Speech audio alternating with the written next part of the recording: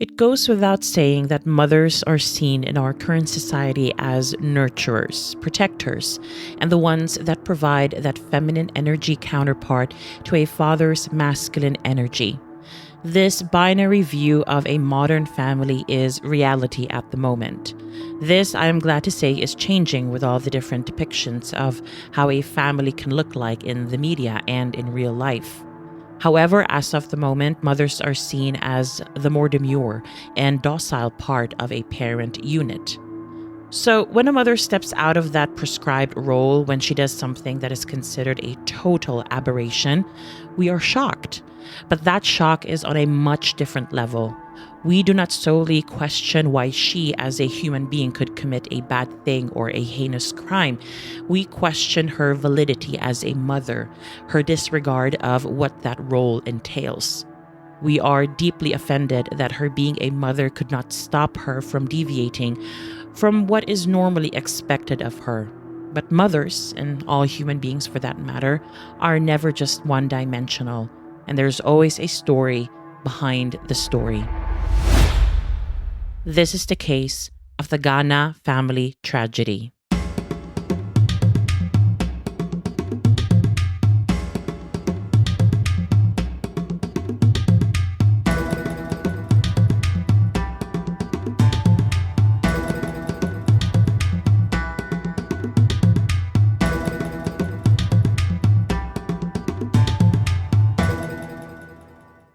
Mabuhay Lagim fam, welcome to another episode of Lagim, a Filipino true crime podcast, where every other Friday I feature crime stories from the Philippines and the Filipino diaspora.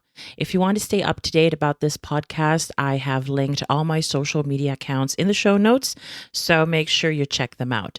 If you want to support what I do as an independent podcaster, I've also included links to my Patreon and buymecoffee.com accounts in the show notes, so just click them after you listen to this episode. As always, details in this episode will be triggering for some people as they involve gun violence and death. So please take care of yourselves whilst listening. Mother's Day is celebrated in the United States on the first Sunday of May every year. In 2011, Mother's Day took place on the 8th of May. In different countries all over the world and in the United States, children honor their mothers and all the mother figures in their lives, making them feel special and thanking them for the love and care they show their family. But on this specific Mother's Day in 2011, somewhere in Tustin, California, Mother's Day became a day full of horrors and soon enough, grief. The day started out normally for the Gana family, a Filipino-American family residing at number 18400 Manning Drive in Orange County, California. The Ganas consisted of father, 72-year-old Antonio Potenciano Gana, and 41-year-old mother Annamaria Gana. Both of them had two children, Tony and Alfonso Gana, aged 16 and 9 at that time, respectively. That morning, Tony and Alfonso gave their mom cards and gifts, and friends dropped by later to watch a basketball game in the Gana home. After the game ended and the friends left, Annamaria went to the bedroom. The rest of the family thought she was just going to lie down for a bit. But the silence in the Gana home was suddenly so brutally shattered when Antonio, Tony, and Alfonso heard a loud bang from the bedroom where Annamaria was.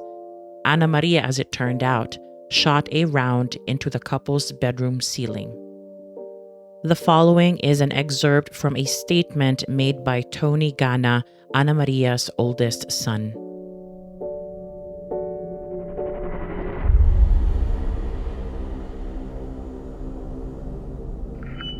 I heard this loud noise. Alfonso yells that it was a gunshot, and then my dad gets up, runs to the bedroom.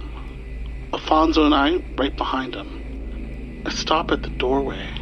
My dad rushes in, and I see my mom holding a gun. Then my dad tries to grab the gun from her. I see him get shot, and Alfonso and I run away.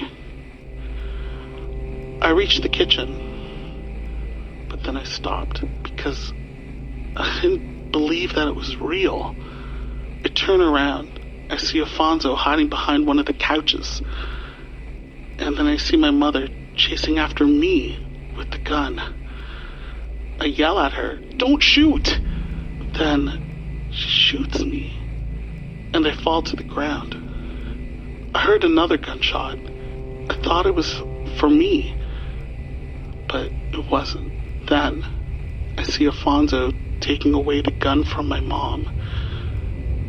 And that's when I ran out and called 911.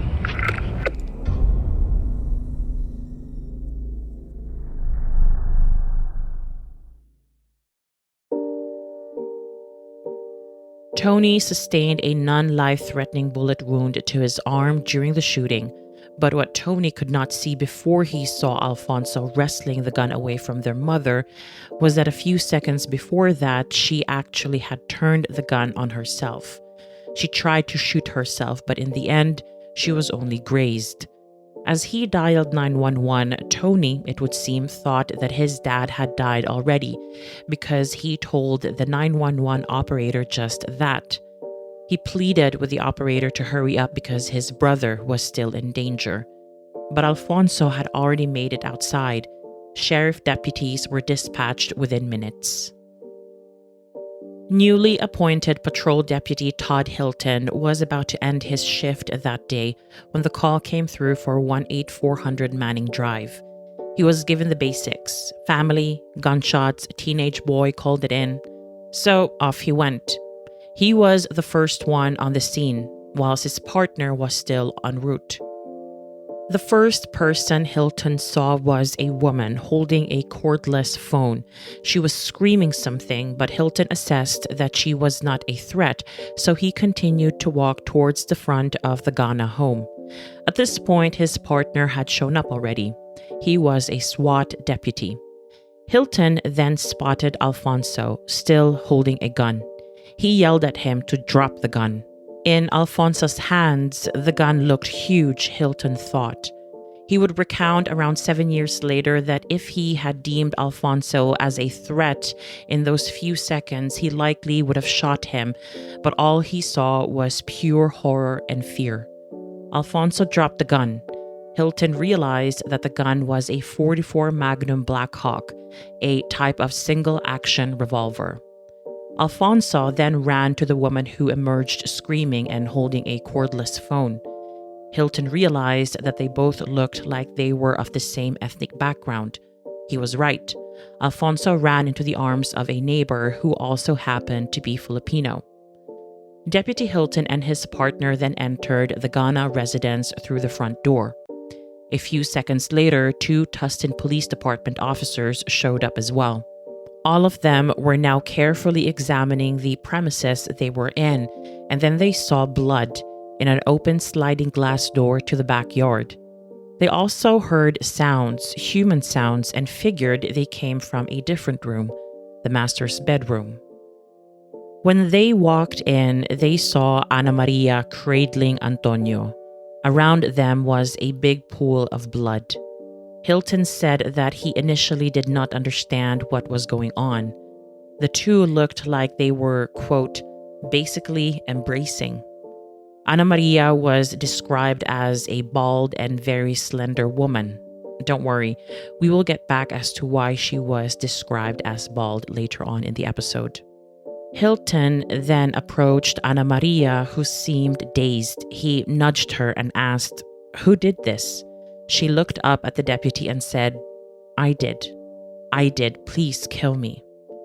Her eyes then rolled back in her head and she suddenly fell unconscious. Hilton then remembered the blood on the back door. If all the blood came from this man in front of him, why was there blood so far away on the back door? So he followed the blood trail out to the sliding door onto the street to a house where he found another small pool of blood by the doorstep. Inside that house was Alfonso, who was unharmed. Tony was also there, still nursing his non-life-threatening gunshot. And there was the neighbor who was holding the cordless phone just a few minutes ago. The Gana boys sought refuge with their Filipino neighbor, probably still not realizing how their lives had so suddenly changed that very moment.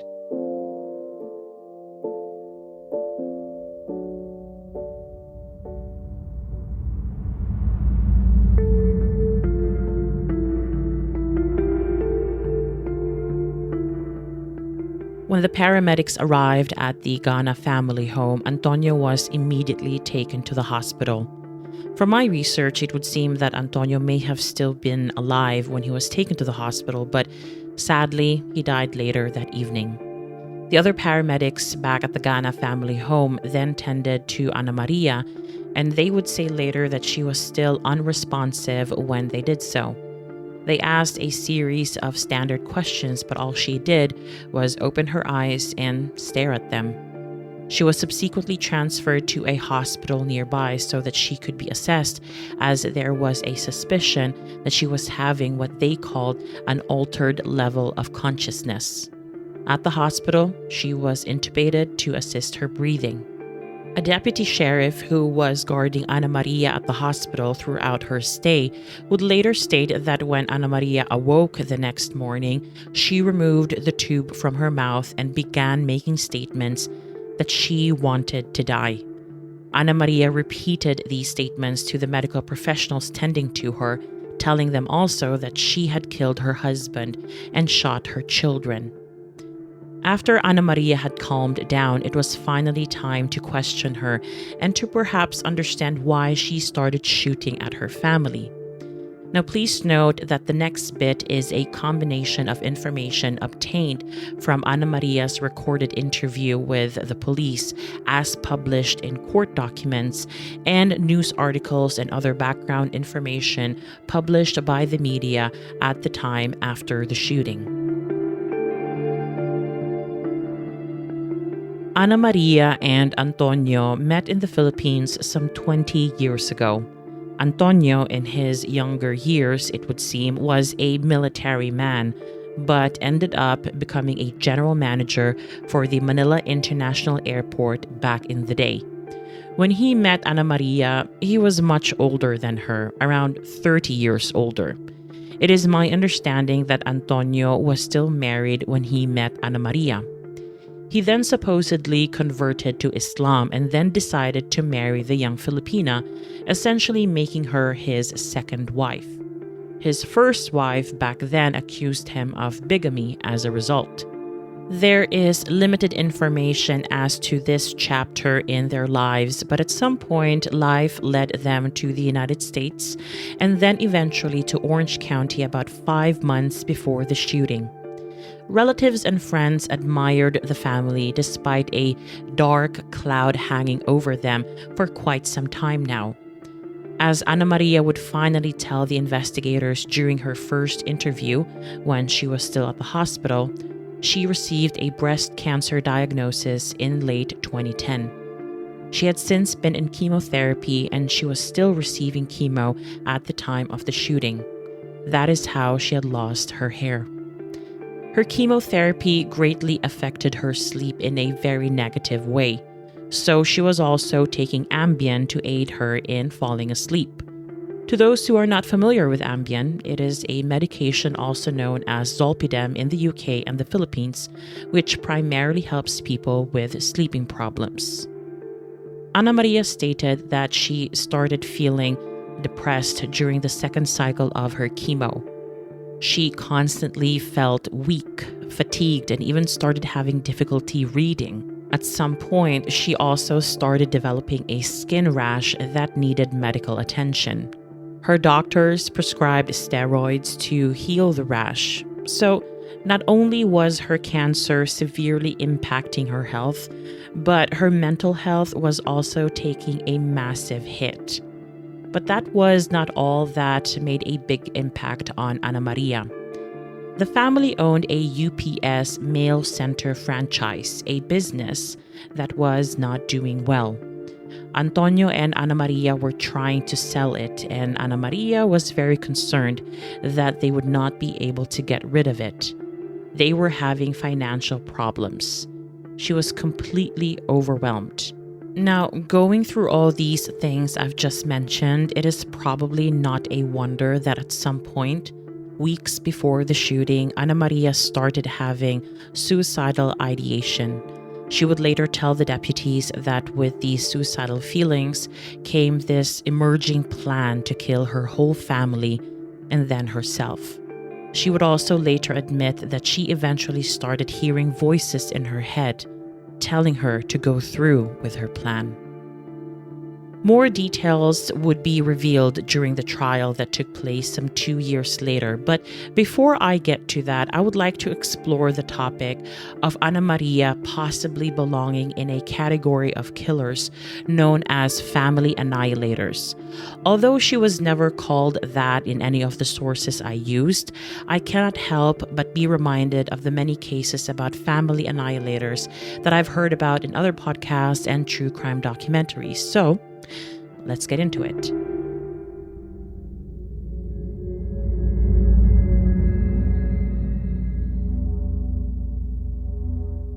The subject of family annihilators has recently gained a lot of traction with the Chris Watts and Chris Benoit case being discussed ad nauseum in documentaries, podcasts, blogs, and of course, YouTube videos.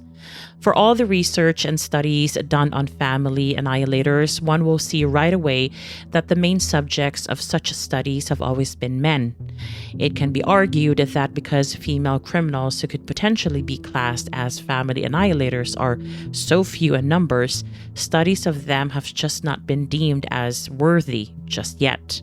In the course of researching this case, I have found one exploratory study by two academics from the University of Ontario Institute of Technology in Oshawa, Canada, that I think can become a very good start for further studies because it is important to explore the subject of female family annihilators.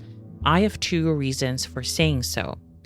Firstly, I think that if we have a better understanding of the profile of a female family annihilator, and if that understanding is quickly injected into mainstream criminology, the legal system, and psychology as well, we will know better about warning signs, things to look out for. It therefore serves an educational purpose. Secondly, it might improve how murder cases involving female family annihilators are tried in court and how they are ultimately sentenced. Questions about premeditation, provocation, domestic abuse, mental illness, substance abuse will have to be considered as perhaps mitigating factors in sentencing. Such things are considered in some cases of male family annihilators already anyway. So, what is a typical profile of a male family annihilator? Does it slot perfectly with the random sample group taken by the academics in Canada? And what were their general findings when it comes to female family annihilators?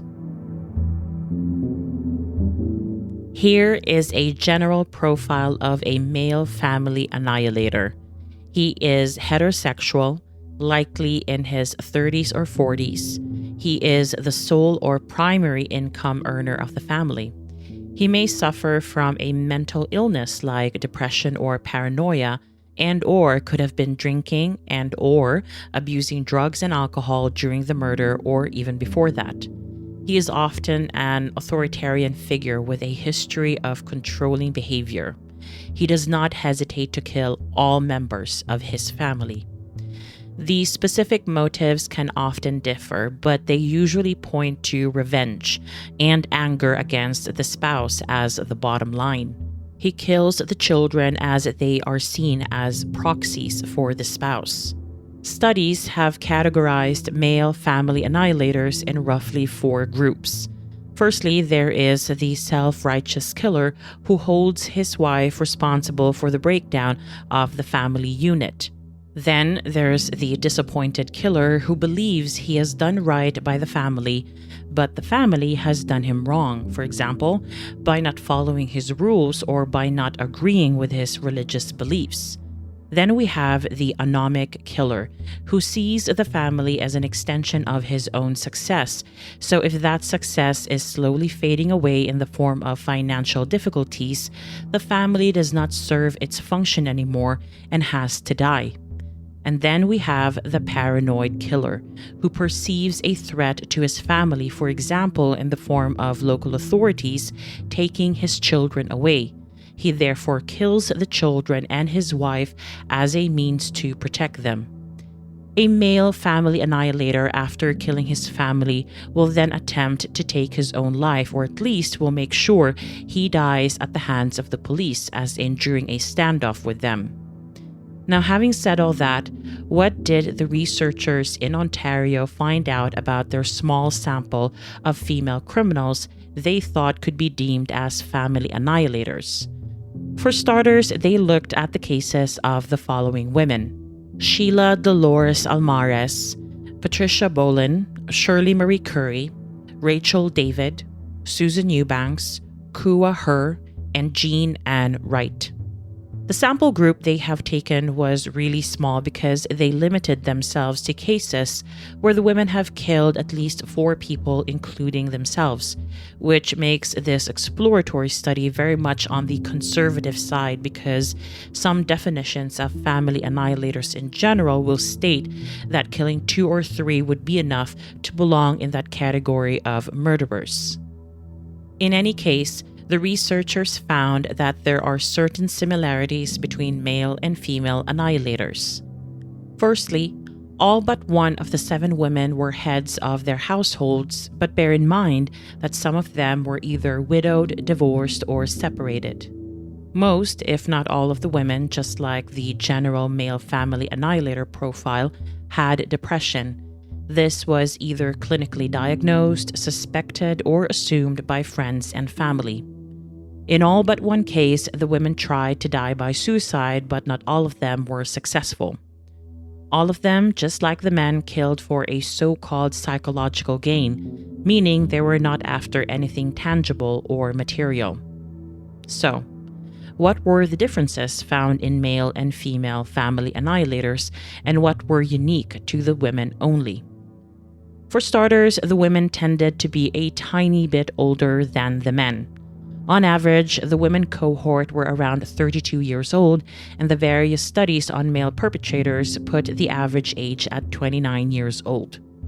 The women did not go out of their way to travel to another location just to make sure they killed their partners and other children in case they were located somewhere else. The women all stayed and killed at their own home or at one location only. They also found that only in 2 cases was there evidence that revenge was the main motive. Furthermore, all of the women were said to have had strong bonds with their children. They were described and seen as doting mothers. Now, this next bit is interesting. In the cases where there was not enough evidence to draw a solid conclusion about what the women's motives were, the main reason found for the murders can be categorized as altruistic, under which love and loyalty could be seen as subcategories. The women wanted to spare their children and spouses from a perceived suffering or hardship.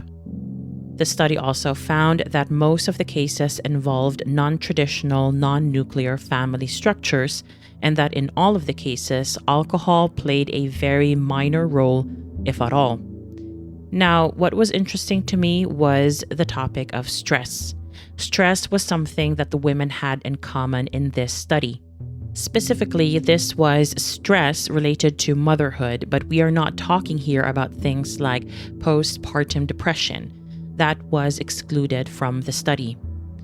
Furthermore, the women also went through some major relationship changes, but this was not further explored, unfortunately. There was also a real or imagined fear in the women of losing their children in a custody dispute. Lastly, a lot of the women in this study were in financially insecure situations. Poverty, debt, and unemployment appeared to have played a significant role in the lives of the cases examined. With these findings, the researchers came up with the following definition of a gender-neutral family annihilator, something that they advocate for. A family annihilator is, quote, an individual who kills at least 4 of their family members in an attempt to kill all immediate family members in a single location, usually within a 24-hour time frame. Triggers and patterns of this murderer class often vary by gender of offender. End of quote. Again, this is born out of a very conservative exploratory study. The reason I just shared all that research geekiness with you is because I believe that Annamaria checked a lot of the boxes in that study and would check even more boxes if the study had been expanded a little bit. Of course, in the end, Annamaria took the life of only one person, but from the outside looking in, it very much seemed like she wanted to kill her whole family and then herself. In fact, she confirmed this in her interview with the deputies.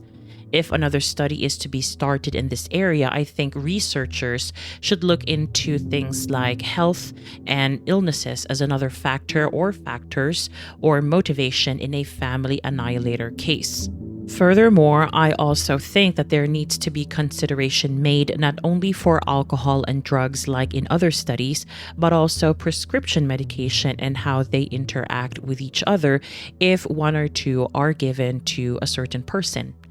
Additionally, in the Ontario study, the researchers proposed that any further study should also look at things like immigration status or ethnic background as yet another factor, and I think there is merit in that. As Filipinos, when there are financial difficulties or other major family issues, there is usually a culture of hiya, or feeling embarrassed on top of wanting to keep face and keeping up with the Joneses, or as one old high school classmate would prefer it, keeping up with the Ayalas. Cultural studies and customs should definitely be looked at in further studies. With Annamaria, some of these things were indeed explored in her case, specifically in her trial, and they formed part of her defense. There was a deliberate move to present her as very mentally burdened by the many hardships that had entered her life in the year or 2 before the shooting. During the trial in 2013, Annamaria described how she felt on the day of the shooting. She stated that she felt sad, depressed, tired, and not normal. Nevertheless, she still tried to do some paperwork for their business. After their visitors left that afternoon and as she went to the bedroom, she described to the court that she felt like every single problem was a major problem, making her feel extremely helpless. As to what she remembered from the shooting, Annamaria said that she recalled retrieving the gun, recognizing what it was, seeing the bullets, and wanting to die. However, she did not remember loading the weapon. She then recalled hearing a gunshot, seeing Antonio and the boys entering the bedroom, and then being with Tony in the living room. She recalled hearing Alfonso calling out her name, but she stated that she did not recall firing the gun. She said that the next thing she recalled was that she was cradling Antonio in her arms and seeing strangers in her home, being in an ambulance, and then waking up in the hospital. The prosecution did not seem convinced of this seemingly fugue state that Annamaria was describing. The prosecution reminded Annamaria of a report that recorded a statement she made about how she started planning to kill herself at lunchtime that Sunday, the 8th of May, and how she allegedly already loaded the weapon hours before the shooting. Annamaria said that she did not recall making that statement to anyone. The prosecution would not let this go. The prosecutor asked about parts of that same statement when Annamaria had apparently said that she believed how her family would not be able to live without her, that she needed to kill them all so that no one would suffer. Annamaria denied saying this again. She continued to say that her recollection of the events, especially those at the hospital where she made those statements, were all vague. Even after the audio recording of her interview was played back to her in court, she still denied any recollection of what she had said. Ultimately, Annamaria's defense was straightforward. She was not denying that she shot her husband and her oldest son, but the court and the jury were invited to carefully consider Annamaria's physical and mental condition before and during the shooting. During the trial, the jury learned that Annamaria was diagnosed with an aggressive form of breast cancer. She had undergone a double mastectomy, was placed on chemotherapy where she was receiving 4 separate drugs, causing all sorts of side effects and exhaustion, on top of memory loss, fatigue, and difficulty focusing. And then came the rash, for which, as I've already mentioned, she received steroids. The jury was told that these steroids came with side effects as well, some of which are psychosis, mood disorder, and insomnia. Annamaria had the latter of those and was therefore, as already mentioned, prescribed Ambien. But here's the thing. The oncologist noted that whilst Annamaria complained of loss of appetite, fatigue, a rash, and hair loss in addition to insomnia, she never actually mentioned suffering from depression, mood changes, or even psychosis. A psychiatrist who interviewed Annamaria before the trial also gave his opinion on her mental state. According to him, Annamaria was suffering from psychotic depression on the day of the shooting. His claim is that what happened to Annamaria came about through a, quote, combination of factors including both her depression as well as the medications she was taking. It appears she was experiencing a delirium, which is a kind of fluctuating level of consciousness due to medical illness that caused her to have worsening symptoms of depression and worsening psychosis. End of quote. Another expert, this time a psychologist, was also called by Annamaria's lawyers to give evidence. According to him, Annamaria was suffering from a clinically significant major depression. He further claimed that during the shooting, Annamaria's, quote, thoughts, beliefs, and actions were related to a severe mental state-specific psychiatric condition and not to asocial psychopathological character traits, end of quote. This all sounds very familiar, having just gone through the family annihilator bit. And yes, I accept that the family annihilator term comes under the umbrella term of mass murderer, and it would seem that Annamaria did not belong there due to the number of casualties in this case, but her intent was to kill all family members. So at the very least, she looks like an attempted family annihilator to me. When people hear that term, family annihilator or mass murderer, there is an instant need, especially in the case of women perpetrators, to label them either mad or bad. She must have been a bad mother because she wanted to hurt her family, or she must have been totally unhinged and psychotic and mad, and that is why she killed her family. Women, especially mothers, are caught in that dichotomy where there is no gray area. I personally think that Annamaria was in a gray area here. One could wonder out loud that if you remove the cancer and the prescription drugs, she may have still stressed about the family business, but perhaps her mood, her mental state would not have been extra burdened by all the medication she was taking and the prospect of a cancer-caused death, leading to what she believed was a difficult future life for her remaining family.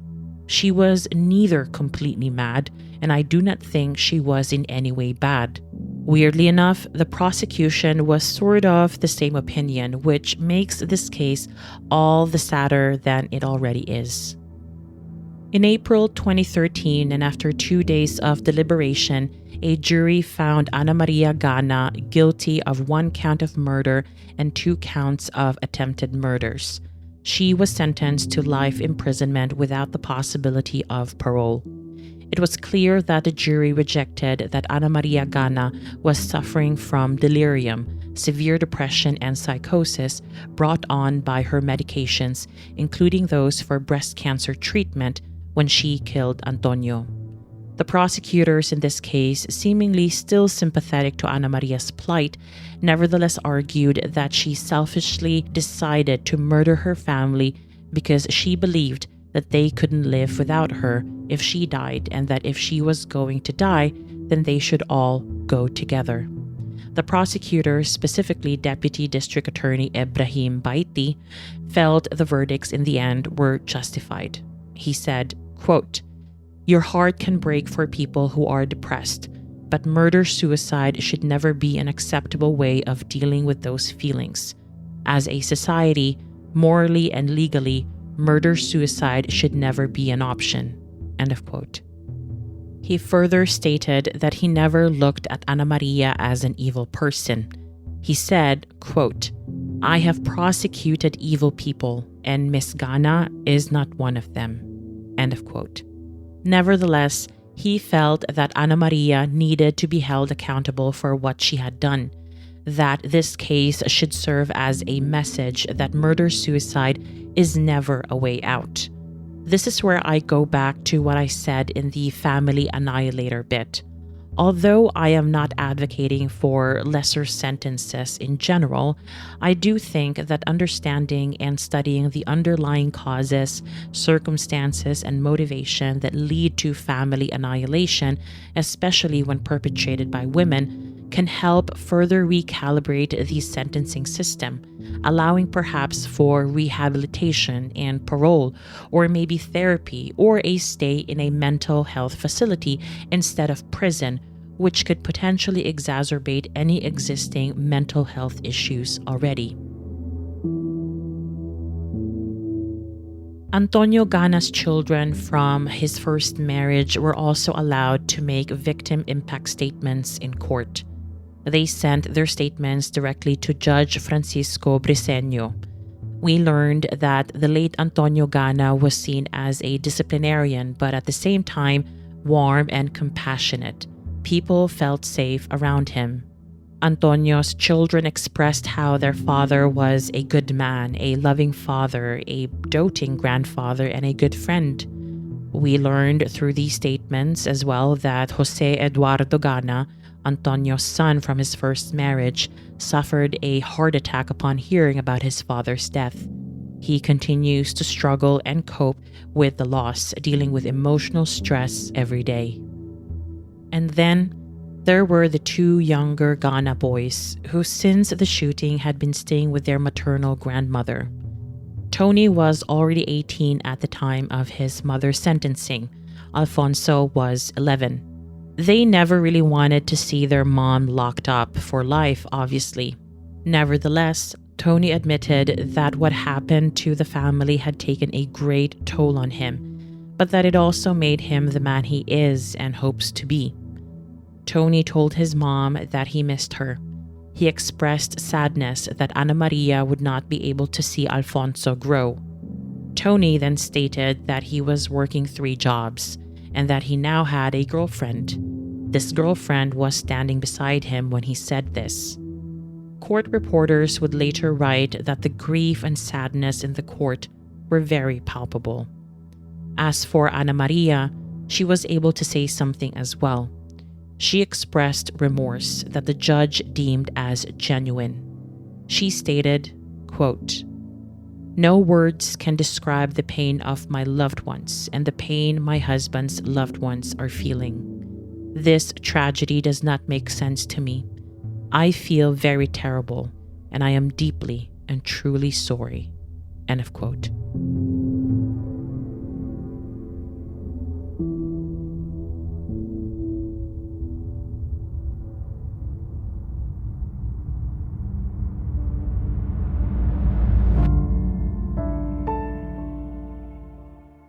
Annamaria appealed her case 2 years later in 2015, but that appeal was unsuccessful.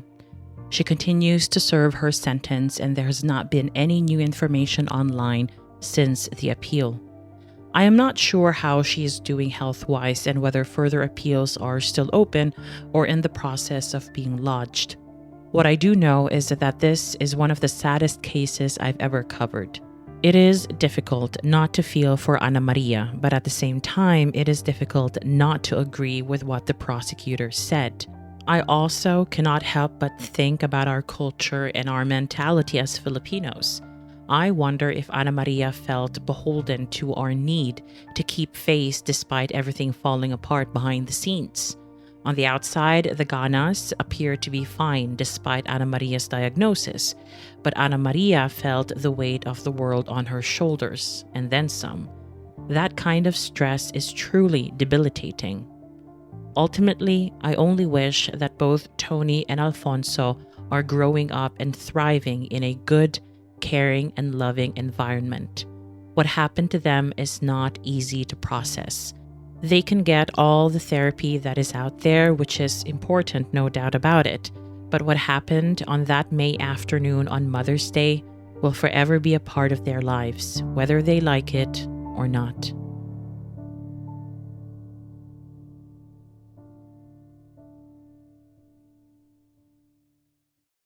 Lagim fam, thank you so much for listening to this episode on the Gana family. I have opened a Google Drive folder with the research paper I've mentioned earlier. It is accessible to everyone, so please find the link for that in the blog and in the show notes here. If you are in North America, there is actually an episode of Evil Lives Here, Shadows of Death that features this case. I believe the show is streamed through ID, so make sure to check that out. In 2 weeks, I will be releasing the season finale. I am then taking a month-long break, which means that I will not be publishing any new episodes from the second week of September until the second week of October. Any new updates will be posted on Instagram, so make sure to follow me there at Lagim Podcast.